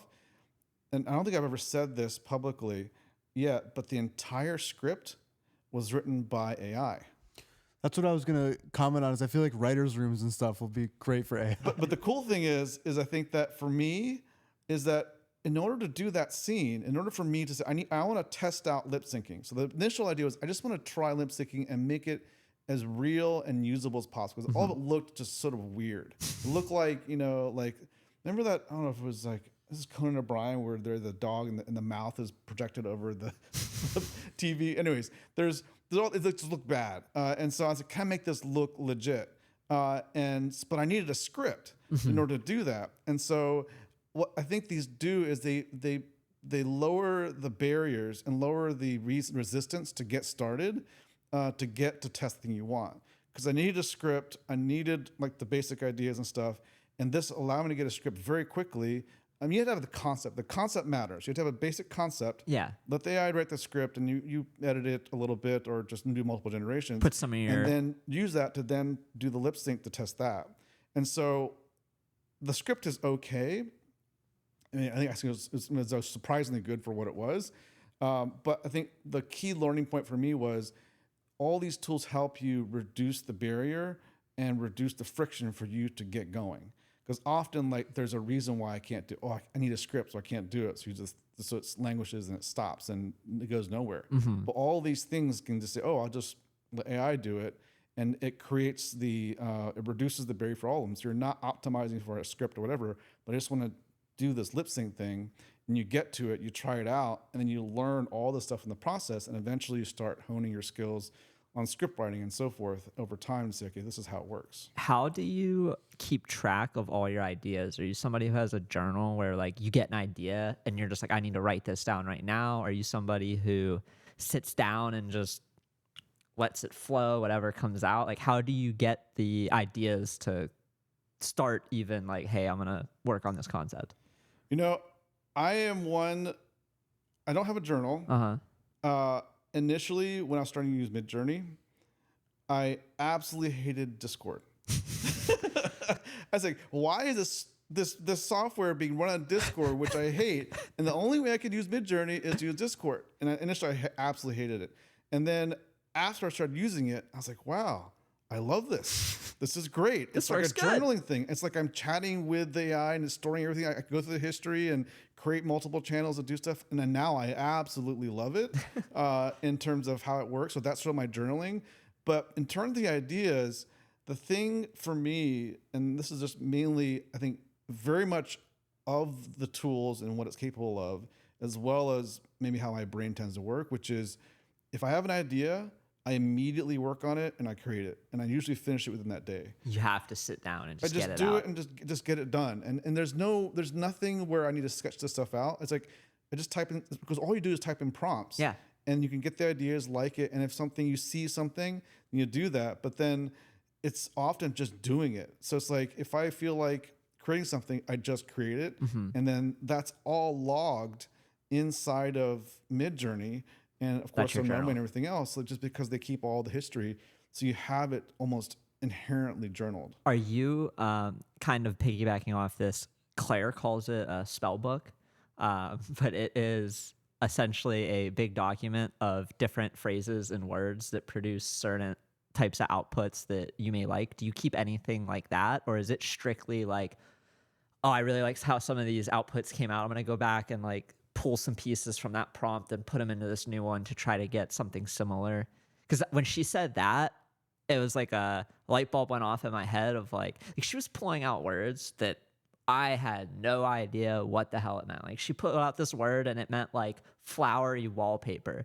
But, I remember that, yeah. And I was like, what did you just say? And then when we ran a sample prompt and it came out with this flowery wallpaper, and I was like, you're definitely onto something. So now I have, a habit to probably reuse like 50 different phrases, or like it could be something simple like a word whimsical is a word I use a lot in a lot of my art. Vibrant, I use a ton. Dark gem tones, use a ton. There's like these certain things that I look at as almost my style because it's like words I use a lot. Do you have anything like that where you're like pulling back through common threads of old work to keep that style into the new stuff? Or is it just flow state, I'm in this moment and I'm going to create that idea that I had? For me, I'm probably atypical, probably of most, where I don't have these very complex prompts, like because I don't have as much history in the still images. I never did still images in more video, but even my work, it tends to be very conceptual. And what I tend to start with is two concepts that are often very contrasting or just don't go together. And you put them together, and by placing them together, makes you think or makes you feel something. And it is more concept driven and juxtaposition of ideas. And so my prompts are very simple. They're not that complex. And maybe I'll do some styles or whatever to enhance it. But it is because of that nature. I'm not going for a particular aesthetic or something like that. And so I'm going for very high concept. Gotcha. And so because of that, my prompts going to be very simple. But what's interesting is the juxtaposition of prompts or ideas. And then that stirs something. And then something comes out of it that is unusual. So I'm looking for it to be more creative and more surprising than our serendipitous. Than I am trying to hone into a specific thing. And so often you just throw out ideas. And sometimes it comes from like saying, oh, I love that piece. I'm going to just try to recreate it just as a training exercise, just like it's a practice exercise for me. And then something come out of that. Or I hear this phrase, like there's one phrase that Jeff Frost used, he just used to describe his work called, God rays through bullet holes. I was like, wow, that's a great phrase. So I just put that in there, and then I started massaging that to come with something. And then the piece, Weapons of Mass Destruction, came out of that, which I think Roger Dickerman bought. It's the first 24 hours of art piece in his sort of vault for 24 hours of art. So That's awesome. So it often comes from just inspirations or small phrases. We have like I think a pretty different approach, which I like to hear. I'm very much like, well, I'm making art for the pod too. So I come in with this specific, like, I want to capture this vibe from this guest, and I want this, setting to reflect their personality or maybe some of the art they created. So I'm like very much in my head, not as conceptual, but sometimes things come up. Like I was trying to create the Jen Stark piece, and I ended up creating the Era One piece, which is the premium art for season 3. And it was like I was actually trying to do stuff related to Jen's work, found myself in another rabbit hole, and got probably the favorite piece I've ever made. And it was like, cool. well, I didn't know what I was going in when I was trying to make Jen's piece, that I was going to stumble down this rabbit hole, but it happened serendipitously. And that is my favorite piece I've put out. So maybe there is something there of just like, hey, this thread looks interesting, and it wasn't what I originally wanted, but maybe if I pull on it, something interesting will come out of it. And then you kind of know, like for me at least, like I tell when I see it, I'm like, whoa, like that's different. Like that's, I normally will share a few things with them, and I'm like, hey, which one you guys think looks better? But some of them I'm just like, this is it. Yeah. I mean, I think a lot of it probably comes from your collecting. You've looked at so much art that you know what you like, you know what's good or not good. So many prompts too. Like, are you somebody who runs a bunch of prompts simultaneously? Like, if you're in Midjourney working on the base for your runway, are you running like, copy paste the same prompt a couple times with like different chaos or different styling and just run like 64 of them and walk away? Or are you like running a couple, going through and then upscaling or varietying certain ones? Sometimes it starts very iterative. I try different things, and then I'll do like 5 or 10 iterations of it to say, okay, I'm getting something out of here. So it is much. I don't think I do 64, but I do like 5-10 batches at a time to try different things, see if I can get what I want out of it. But I do that much more with something like Runway, where I have like, well, I can't do 100 now, but because there's a point where it limits you. No, like what was being limited was I was running like almost 100 tabs at once, and then running Runway in all 100 tabs, and I think the memory somehow got overloaded, so it all started crashing. And so I was okay, I gotta lower it, and so now, but I often have like 50 tabs at a time all running. What I'll do is I'll kick them all off, load them up, and I'll load up all the images, and I go back and then generate everything, and then I go back and look at them and then make adjustments, and then keep on doing that over and over and over again until I get what I want. 50 tabs is a ton to keep up with. Yeah, you can't even read by the the time tab. you get back to tab 1, it's finished. Yeah. And so I can actually then go back. So it's this huge. So it's kind of like a loop you just go through over. Yeah, it's sort of pipelining everything that I go through to sort of get to what I want and get the footage. Because often, like, I generate quote unquote footage from Runway, and then I edit it, and then I do sound editing, and then go down to music. But a friend of mine, Genzo, he wanted me to do the video for one of his songs that he wrote. And going from the song back is much harder for me. It's a good skill to have, and I like the practice of doing it. My natural flow is through footage and then editing that footage to get what I want, and then sound editing and then music. But given my music background, you think it'd be opposite, where I start music and go up, but it's not that case at all. So, but yeah, it's interesting to sort of see how that all like. I'm always curious about the process of Yeah. people with AI, because I feel like everyone we've talked to who creates with AI, they do something completely different. And there's no like, it's just so early and there's so many tools. There's no perfect game plan. There's no like, if you're not doing these 5 steps in a row, you're an idiot and you're wasting all your time. And so Have it's you cool. spent any time training any like diffusion models or anything? No, the thing about me, and I think it's something that Andy may relate to, is that I come from the days where I had to rack my own servers and then set up the servers and then have to deal with Kubernetes setting up those servers and maintaining all of those sort of different sort of containers. And like, I don't want to deal with any of that. I just want it to work, and I'll pay you to do it for me, because it is a pain in the ass, and I'll spend so many hours just maintaining all that stuff that I don't do the stupid stable diffusion stuff. Maybe eventually I'll get to it. But right now I just want to create, and I want as little friction and overhead as possible to do that. And so if it exists out there as a tool that someone invented, which there's so many companies doing it, so it's not a problem, I'd rather do that. Some people love to go deep into the tools and work with directly with the software and spin up their own versions of stable diffusion. But I don't want to do that. Yeah, when we talked to Claire about it, she's like, I support that. I got this virtual private server, and I run that on my laptop, and then I run all my jobs to that. And she was like, but you can just use Midjourney. I was like, yeah, that's perfect for me. Like, I don't want to get into the IT administration part of the art. I mean, I think that if you started way back when you had to do it, it's almost like different. Back in the day when you had, I'm pretty sure when you had to mint like CryptoPunks, you had to have your own Ethereum node or something to set You had to up. go through the contract and interact with it. Yeah, there was no UI to Yep. just be like, I want this punk. It was like, oh, I'm going through, claim, okay, punk ID. Like the people who claimed, like Mr. 703, he claimed 703 punks. It's like he claimed every punk one by one. It's like there was no like batch claim. There was There's no MEV, do it all in one batch transaction. Snap your fingers. It was all like, I want punk. Like, it's funny. There's a couple visualizations of punk claims where you can see like certain wallets, and like some people literally just did like punk 1,000, punk 1,001, punk 1,002, punk 1,003. Wow. And they did that the whole way up. Whereas other people like Snowfro were like, I want this one, I want that one, I want this one. It'd be really cool That's to see. amazing.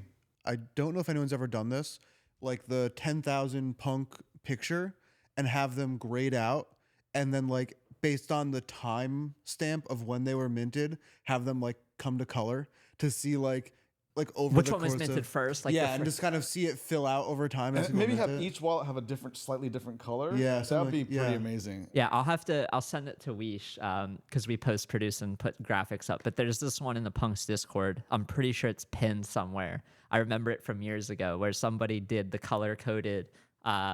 It's just like based off of numbers. So you can see like, oh, there's Hemba claiming 1,000 punks and they're all red. And then there's like Mr. 703. And then you see the people who are like sporadically jumping around. But How it's many people actually claimed punks? Do you know? less than 2,000, I think. Wow. I would I mean, figured less than 1,000. There were wallets that claimed 500 plus that were just like, yeah, really liked it, thought it was going. Like you talked to Mr. 703 and he literally like joked that just gonna hold all these till they're in a museum. And it's like having that foresight in 2017, like that was before I was even in the space. I joined the space, Punks came out June, July 2017. I didn't own any crypto until like Thanksgiving of that year. Punks, I really regret seeing SNX Professor on Twitter. This is the first punk I ever saw. It was like 2018, 2019. I thought he had a custom avatar. Like I thought somebody made that for him, and that was just like him. I never thought to ask like, oh, who made that? Like, Right. is that a thing? Because if I did, punks were like underneath. Wow. But I never thought. I was like, oh, that's an ex-professor. Only person I ever saw as a punk. Wow. So now that you love Discord, do you find yourself using Discord outside of Midjourney, or is it just for the AI tool? No, I use it for everything now. Yeah. Well, I may have hated Discord, but I had to use Discord because certain information only came from Discord. Announcement channels are the bane of my existence. Yeah, so like I had to use it. I mean, and so like when Super Spaces was doing its thing, I had to use Discord. Oh yeah, I forgot. But now like That was like a whole. You had to be like a politician. yeah, I was campaigning for sure. That was hard. Because I remember I had my rare still, and I was like, yeah, of course I'll vote for you. You were Like, very I'm not, kind to vote I'm for not me. using it. I was very, very, very thankful. But yeah, it's there's a lot of them now, and I'm slowly figuring out how to manage it better. And also the ones I want to pay attention to. Like right now, I'm of course paying a lot of attention to Brain Drops and their Discord, but there's a lot of other ones that have come up that I enjoy in terms of just the community and the people that are around there. Like ACK has one for the Piano Collective, which is just for the broken keys holders, which is great. And so there's a lot of different ones. So I'm slowly figuring it out. Yeah. Taking me years to figure it out and learn how to enjoy it, but I hated it. I'm always looking for something that reminds me of the punks in 2020, 2021, and like I haven't quite found it. Maybe earlier Farcaster felt a little like it, but it felt more, I don't say forced, but it felt different. Like punks felt super authentic. Like everybody was, and maybe I'm just looking at the past through rose-colored glasses, and like I'm just always going to think of that being different. But I've been using Discord a lot more over the last 3 months than I did all 2023. Like 2023, I felt like I needed a Discord detox. And I was just like, company shut down. I don't have this daily obligation of going in there and being like, who's having a problem?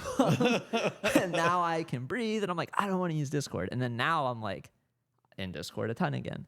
But I use it mostly for like the degen purposes more so than I guess like the art purposes. I will say for the people listening, if you want to dabble with Midjourney, just make sure you put the bot in your own Discord, and then I've had people tell me they gave up on Midjourney because they were using the public channels, and they couldn't find what they did. Benny is a great example of this. That's a classic Benny. Benny didn't know that he could make his own Discord server and add the bot. I think that's something that people don't think of. Are there any other tips for like getting involved with AI that you would give people? Because I felt like for a long time it felt inaccessible, but once I started using it, I realized like, oh, this is just open for anybody. You just have to use it. Right. But I'm curious if you have any tips you would give people who hear about it and they're interested, but maybe timid to try it. I think that's a good question because, like, I do think, Midjourney is the place I would start, but Midjourney is a little bit arcane with Discord. So you have to know Discord a little bit and then set up your own channel and that kind of stuff. So it takes a little bit of guidance. So the second one I would think of, but I don't think Dolly is as good, which is just doing in ChatGPT. Yeah. To create an image of blah and they'll create it now. And so that's a good place to start. But the other thing is, I don't have it here. But one thing that I found I absolutely love, and it's kind of this very weird anachronistic way, is that Midjourney prints out a magazine, a physical magazine. Oh. I've gotten every single issue of the issue, and I have it somewhere. It's in my hotel room. And it shows you all these images and the prompts that was used to create them. Oh, that's really cool. I didn't know they had a And magazine. it's a physical magazine, and so you just look through and flip through it. Is it a monthly subscription they send to your house? Yeah, I think it was free with when I got my premium. thing, I think. Oh Shit, yeah. I probably can get a tip. I've probably been paying for it and didn't think about it. Yeah, you could just get it, and then I've had every issue, and it's a great way just to see like what's possible, and then the prompt that was done, and they can just copy paste that prompt, of course, and then I do that sometimes where I scroll through the gallery on their site, like once you connect your wallet, and then it's showing you like the hot or most viewed or whatever. And I've gotten some interesting ideas from there where it's normally for me not a concept but a style. Right. And I'm like, oh, I really like that style. Like, how can I take some of the words? Like, I didn't know what a risograph was. Okay. And then I saw somebody do an output, and I was like, oh, I really like how like the colors contrast, and it's very 2D and like flat. Right. And I'm like, what did they use? And then I'm over there copy and pasting shit into a Google Doc. It's like an SAT prep thing. All these words are like, you'd never heard. What does this word mean? One thing that I like to do, not that I'm nearly as well versed as you guys are, but similar with like ChatGPT or other AI chat tools, is I'll just ask them to write me the prompt to output something. Be like, I want whatever picture. Right. Write me the prompt that you would do to get this. And just kind of see how it outputs things and like how it thinks, because like at least in my head, the AI knows how it thinks better than I do. Right. And so like it can give me things that I otherwise wouldn't have thought of. That's something that's been fun for me to But like. you've used AI a lot too for like dev stuff. Yeah, I use it a lot more for dev and like. To actually co-program or something. Yeah, or like I've had some programs that I've written entirely just like talking to ChatGPT. No way. Where like I do not know how to do the thing. Like He's like this underdog. It is surprisingly good at explaining how to do stuff. Yeah, it really like, is. Like a friend of mine was gotten a lot saying, better. how do I use, I can't remember what it was, some new tool. And he could not figure out how to do it watching YouTube videos, but he just asked AI to say, how do I do this? And it tells you how to do it. And he's like, how about this? How can I do this? And then you say, this is my error. much And better it's like, oh, about you can fix explaining it. it. We're That's asking shockingly good. ChatGPT about lawn care stuff right now. Like, Is we're it helping? Trying to get our shit together. It seems so. Mrs. D's Jess is just deep in the trenches learning about that. But yeah, it's cool for programming. I've written a couple Google Chrome extensions. Okay. Fully like start to finish 100% in AI. Wow. Those are nice because they're very easy, lightweight. You don't have to Yeah. worry as much about like dependencies and stuff. It's like a couple JavaScript files. Yep. But it can like, I have one that where it like scrapes websites for me and like does all this stuff, and it's pretty good. Wow. I have to play around with that. Earlier we were talking about maintaining a collector cadence that was consistent based off of smart bankroll management. Did you find when you started creating art that it was harder to collect or keep up that cadence? Or did you find your taste changing as you created more? That's a good question. I'm pretty sure I collected less, but it was also a bear market, so there's very little activity happening. Yeah. And I think, I definitely started collecting more AI art for sure. I mean, part of it was it is really this interesting dynamic, which I think is very much of like the factory where like Warhol bought Basquiat's sort of art and like these artists like Debbie Harry bought Basquiat's art. Like there's this artist buying artist stuff within that like time that is just part of that. And you learn from each other and seeing their process and how they develop. And so, slowly becoming part of as that group and having them as friends and contemporaries, you learn a lot from them, and you also want to support them, but also you legit know what it means to what they create, and so you want to buy their work because it's just good because you know what it is. And so there is this interesting like time where like if you think about like I think the factory or like even like Pablo Picasso buying whoever's work, like there is a group of artists that are just buying from each other, but they know they're good and they want just their. A good artist knows what good art looks like. Yeah, and so that's what's happening right now, and so I enjoy that aspect, and I think AI is having a moment at so many levels, from a global level to down to directly within our space, and so it is a moment like none other that you have to sort of ride that wave. You may have a different art form and it's not catching right now, but I just happen to be falling in the nexus of everything right now with all I'm doing. And so I am definitely leaning more toward AI art at the moment. But there's a string of time where I just collected photography for a little bit too. So it's not like I'm not collecting that either. But I think it provides an insight and an understanding of context, which is one of the big reasons why I bought the paper prompt pieces from Align Draw, basically at Mint, because I knew what they meant. And I believed in the pieces, whether it went to zero or not, I didn't care. Like, these are really important pieces to me. And so I wanted to own one. So I have both the physical prints they had as well as the full set. And so it means a lot. And so I think that context and that appreciation and the fact they're contemporaries in this very niche world that has the potential to go global and change things and set a movement. Like, there's no guarantee it'll happen, but if it does, it's very, very possible and likely to happen that this will explode and people will look back on this time and saying, look at what was going on with NFTs, with AI art, and then maybe AI cinema, and then maybe AI sort of blockbuster films. Like, that through line you'll see. And to be part of that thread, like one thread in that sort of fabric or that tapestry that's being built, like, it feels very special to me. Yeah, I get that. Do you, I guess another question is who are some of your biggest AI inspirations in the space? One that comes to mind for sure is Alcon. I can't pronounce his last name, but he just did one called Strata on Sol, on Solana. I never bought anything on Sol. And because of his pieces, I got one of his pieces. Got a Phantom wallet. So I bought my first Sol pieces, and it is a stunning work. And it's definitely, I'm very influenced by his vision as well as his style that I love. And I think you'll see it more in my upcoming works and stuff. But I think that he's a big influence. I think that's one that definitely pops because it's just so good. I mean, good enough to make you set up a new wallet and bridge new money over to a new chain. Yeah, good signal. It's kind of like you thought Sol was dead.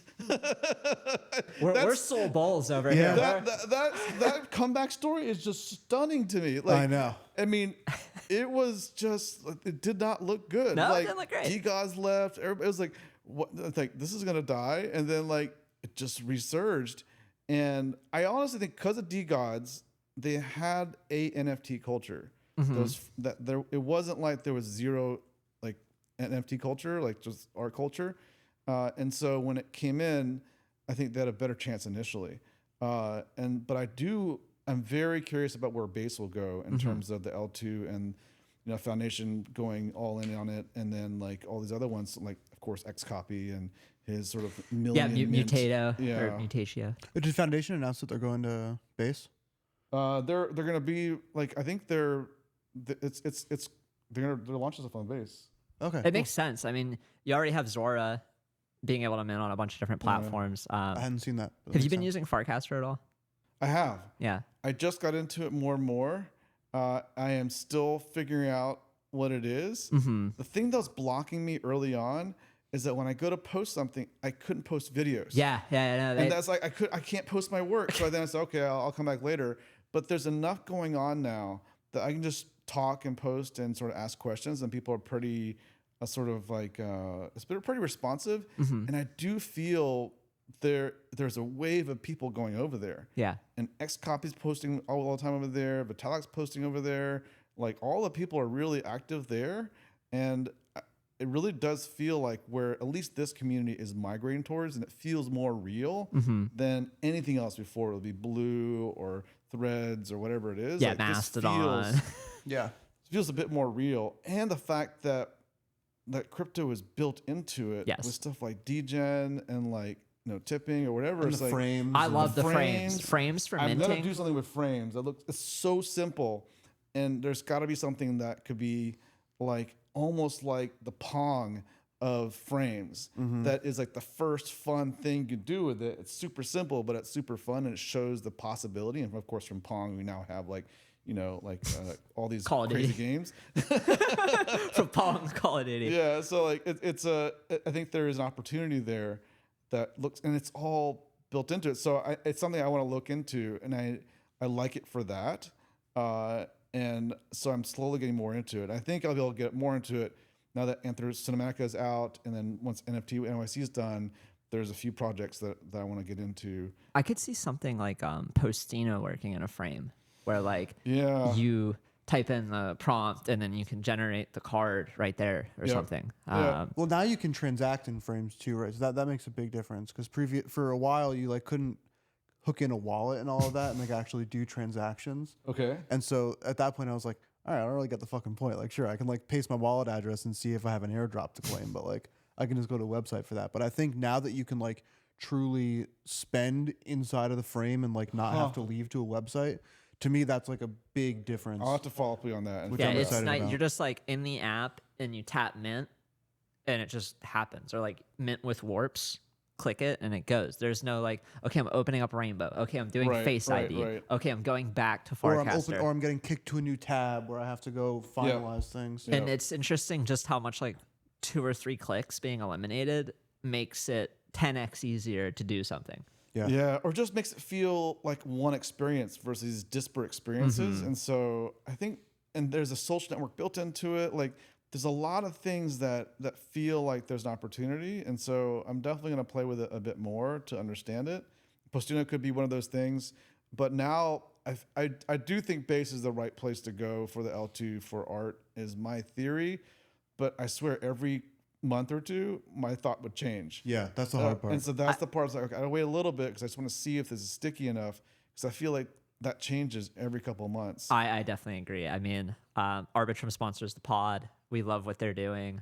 I felt for a long time like that would be the home. Right. Prohibition came out and that type of stuff. But the community that you get built in with Farcaster on base with the support of Jesse Pollock, who is constantly just, I don't know anybody who spends more time online than him. I feel like when I go to bed, I see him tweeting. When I wake up, I see him tweeting. He's in meetings all day. It's like, dude, how do you have all this energy? And it feels like they do have this like built-in community you get when you go there that you don't get anywhere else. I think a lot of it is Farcaster that's creating that for them. Yeah. But I mean, even on top of community, base is actually developing some culture to it. I feel like Arbitrum is very technical and a lot of strong technical aspects of it, but I don't see as much of the cultural aspect of it. It doesn't mean it can't happen. You just need one or two people to commit to it, and then it will happen. Like Xcopy was a big motivator to that. Farcast was a big motivator for base. I'm sure something could happen with Arbitrum and with their partnership with like Transient Labs. I think something could happen. But if I were to guess, I would imagine for at least an EVM compatible L2 that there will likely be one really strong center for art and culture. I'd be surprised if it split between like Arbitrum and Optimism and Base and different ones. My feeling is I would if I were to make a bet, I think it would fall into one, and that will just carry the mass, and that's where it'll be. It doesn't mean that other ones won't be useful. They'll be useful for other things and other aspects that L2s are useful for. But for art and culture, my theory is it's going to be one. Yeah. And right now it's probably base, but again, it may change in a couple months. Yeah, like I had a interesting experience. I don't know if you followed too much how Fungi did the open editions for I did. So I beat him once on the base one. the base ones did so much better, and I think it was because of how easy it integrates with Farcaster. And it was I don't know why I didn't have any Arbitrum ETH or whatever, but I had some base ETH. So I didn't know this until he did the mints. I minted both of the pieces through Zora using Blast ETH. Huh. Like, because that's where I had all my ETH was on Blast. Because Zora's minting stuff is really good. So you can on Zora just mint from any of the chains. Like if you have ETH, that's true. Because when I went above the value of what I had in my wallet, I was just trying it different. And then it switched to my ETH wallet. Yeah. So it was smart enough because I didn't tell it to mint from Blast, but that's probably what I connected with. Okay. But then on my phone, when I was looking at my transaction history, it was like it minted on Base and it minted on Arbitrum, but I sent Blast ETH. And I was like, that was really smooth because I didn't realize I was sending Blast ETH. I just clicked mint, turned my brain off, hit the button a couple times, and I got the NFT. Right. And I think there could be a thing like that where it's, like you say, you have alt and cultures minted on one chain, but people can come from anywhere and just plug in whatever currency they have in whatever wallet and get it. And that's possible on ETH. It's not possible to it could be possible to Sol or something else. It's just way harder, way more complicated. And then you have to do the math with the stuff of everything on EVM. It's all ETH denominated, so there's no math to be done in terms of currency exchange. Yeah. So, well, we're getting close to the top of the hour, or We're past the top of the hour. We're flying. Yeah, I know. Time flies when you're having fun, right? We asked you this question in November. You can give us a new answer if you want. Don't feel beholden to what you answered in November. But the question we ask every guest, I base the podcast art off of, is if you were to write an autobiography, what would the title of it be? I don't even know what I said last November. I don't remember what you said either. Perfect. The title of my autobiography, I think, I'm sure there's a word for this, but it's not coming to my mind. But I think that the essence for my life is that there is to always be open to opportunity in places you never expected. And maybe that's serendipity, because it's like unexpected sort of directions you go in, because nothing I ever did in these big waves transitions was ever planned. Like when I was undergrad, I thought I'd be a professor doing research at university and I'd just do that in my life. It did not turn out that way. I went to Silicon Valley and started a company, and going even to work for a company was never in my mind. And then even starting a company wasn't even in my mind. And then, did mapping, which was completely not what I did for my PhD. Yeah, and then biomedical engineering. Yeah, right? biomedical engineering. Yeah. And then now with NFTs, like it wasn't planned that I would get into crypto and do NFTs and art, and now even artists, like that was not my plan. And so I think a lot of life for me has been being open to unexpected opportunities and just going with that flow. Maybe it's flow. Flow is maybe the title. Yeah, that's a good one. I like that. I could see a lot of water in the piece. I'll come up with something interesting. I like having the title. A lot of times I take the title and it's part of the prompt. It's like one of the parts of the prompt. Yeah. But yeah, we are top of the hour. I don't want to keep you too long. This has been great. It's definitely a different conversation than the one we had virtually. This has been much more art focused, much more.